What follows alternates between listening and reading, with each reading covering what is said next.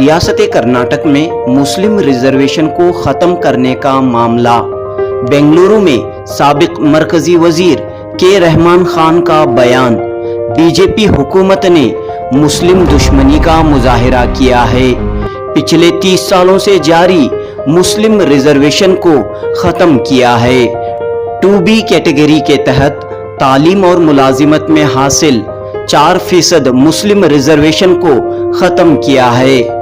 रियासती बीजेपी हुकूमत के इस फैसले को अदालत में चैलेंज किया जाएगा। बेंगलुरु में साबिक मरकजी वजीर के रहमान खान का बयान।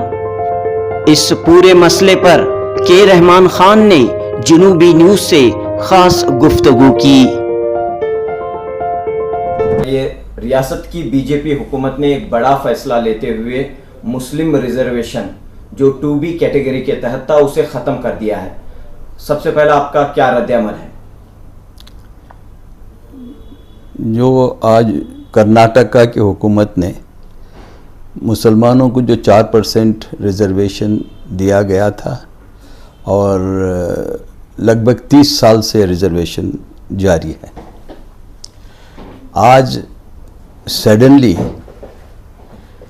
गवर्नमेंट ऑफ कर्नाटका ने इस रिजर्वेशन को ख़त्म करके इसकी जगह जो फॉरवर्ड कम्युनिटीज़ हैं, जो हुक्मरान कम्युनिटीज़ हैं, इलेक्शन को अब आने वाले इलेक्शन को देखते हुए उन्होंने आखिरी वक्त पर जब नोटिफिकेशन 2-3 दिन में आने वाला है उस वक्त पर ये 4% रिजर्वेशन को स्क्रैप किया है और उन्होंने ये जाहिर कर दिया है कि वो बीजेपी और इस सरकार मुसलमानों की कितनी इनकी दुश्मनी का मुजाहिरा किया है, क्योंकि ये रिजर्वेशन 30 साल से हर टेस्ट में कामयाब हुआ है और इससे पहले भी बीजेपी हुकूमतें आई थी।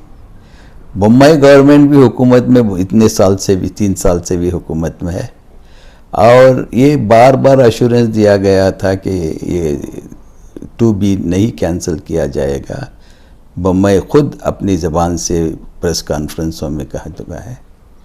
अब एक सेक्शन को खुश करने के लिए और इलेक्शन में उस सेक्शन की सपोर्ट हासिल करने के लिए उन्होंने ये कदम उठाया है, जो एक सही कदम नहीं है और ये सारी हिंदुस्तान को ज़ाहिर है कि मुसलमान कमज़ोर है एजुकेशनली, इकनॉमिकली, और साचार कमेटी जैसा की कमेटी जो है उसने ज़ाहिर तौर पर कह दिया है कि मुसलमानों की जो पोजीशन है तालीमी, इक़्तिसादी और इकनॉमिक की जो भी पोजीशन है वो schedule caste and schedule tribe से भी नीचे है। तो ये सब मालूमात रहने के बावजूद भी इस रिज़र्वेशन को रद्द करना कहीं ना कहीं एक तो एंटी मुस्लिम पॉलिसी बीजेपी की इससे ज़ाहिर होती है, दूसरा ये एक पॉलिटिकल मूव है और ये एक पर्टिकुलर कम्युनिटी को नुकसान पहुंचाने के लिए इन्होंने ये कदम उठाया है। अब इसको देख के चैलेंज करना पड़ेगा कोर्ट में, देखेंगे अब इसके बाद क्या इक़दाम कौम को उठाना पड़ेगा।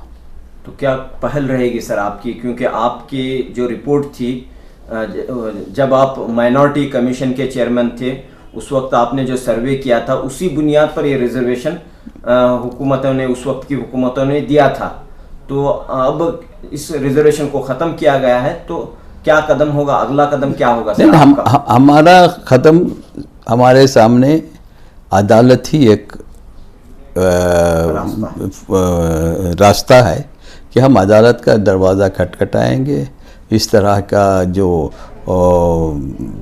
हैफज़र्ड डिसीशन बग़ैर सोचे समझे लिए हैं तो इसको चैलेंज करना पड़ेगा। हमें उम्मीद है कि हमको अदालतों से इंसाफ मिलेगा। कैबिनेट का जो डिसीजन है वो कैसे अमल में आता है? वो नोटिफिकेशन करने के बाद वो अमल में आ जाता है, उसमें कोई हुकूमत ने एक बात कही कि मजहब की बुनियाद पर रिजर्वेशन नहीं होना चाहिए, इसलिए उन्होंने ये फैसला लिया है। और ये बात भी कही कि आंध्र प्रदेश और चंडीगढ़ रियासतों का हवाला दिया है कि वहां पर मजहब की बुनियाद पर रिजर्वेशन नहीं, वो मतलब अभी सुप्रीम कोर्ट में है। आंध्र प्रदेश में रिजर्वेशन कंटिन्यू है, सुप्रीम कोर्ट ने स्टे दिया है, वहाँ रिजर्वेशन जारी है आंध्र प्रदेश में। और मज़हब की बिना पर ये जो रिजर्वेशन देते हैं मज़हब से कोई ताल्लुक़ नहीं है। मुसलमान एक सेक्शन है सोसाइटी के, जैसा लिंगायत ये बोलते हैं, इस तरह से मुसलमान भी एक समाज का एक अंग है। आप मुसलमानों को सिर्फ मुस्लिम रिलीजन से नहीं जोड़ना चाहिए। मुस्लिम एक तबका है, सोसाइटी का एक तबका है। वो तबके की बैकवर्डनेस आर्टिकल 15-16 में वो प्रोविज़न है। ये इसको रिलीजन के हिसाब से ना, मुसलमान रिलीजन के हिसाब से पूछ रहे हैं कि मुसलमान मुस्लिम रिलीजन कमज़ोर है, वो नहीं पूछ रहे हैं। जो मुसलमान हैं वो कमज़ोर हैं, मुस्लिम रिलीजन कमज़ोर नहीं है। तो इसलिए ये कहना कि रिलीजन के बेसिस पे हम रिजर्वेशन नहीं, हम रिलीजन के बेसिस पे नहीं कहें। एक टैग है कि जिस तबके को जो टैग है वो मुसलमान है। वो टैग जो वो तबके को, जैसा कि अब पंचमशाली वो एक टैग है, वकली का वो एक टैग है। तो इस तरह से वो सोसाइटी में एक टैग है, उसको देखना चाहिए, ना कि रिलीजन के बिना पर नहीं पूछे, सोशियो इकोनॉमिक बैकवर्डनेस के हिसाब से पूछे। हुकूमत ने ये बात भी कही है कि जो रिजर्वेशन से महरूम हुए हैं, यानी कमज़ोर जो मुसलमान हैं, उन्हें जो है इकोनॉमिकली वीकर सेक्शन के तहत रिजर्वेशन दिया जाएगा। अरे पहले भी रिजर्वेशन इसलिए दिया था कि इंसाफ नहीं मिल रहा था। आप एक 10% के कोटे में 25-30 कम्युनिटीज़ को डालें तो ये कमज़ोर कम्युनिटी फिर कमज़ोर पीछे ही रह जाएगी। आप ब्राह्मण्स के साथ मुसलमानों को तुलना करें, वीकर सेक्शन को, कहाँ का इंसाफ है ये? क्या कॉम्पीट कर सकेगा जो बैकवर्ड मुसलमान है, जो तालीम में पीछे है, इकोनॉमिकली पीछे है और एजुकेशनली पीछे, उससे एम्प्लॉयमेंट नहीं मिल रहा है। अब अगर पॉपुलेशन के हिसाब से लेंगे तो ब्राह्मण कम्युनिटी 3% है, उनका नौकरियों में 25-30% रिप्रेजेंटेशन है। मुसलमान 12% है, 13% है, उनका 3% रिजर्वेशन है एम्प्लॉयमेंट में, गवर्नमेंट एम्प्लॉयमेंट में। ये इक्वल कर सकते हैं क्या?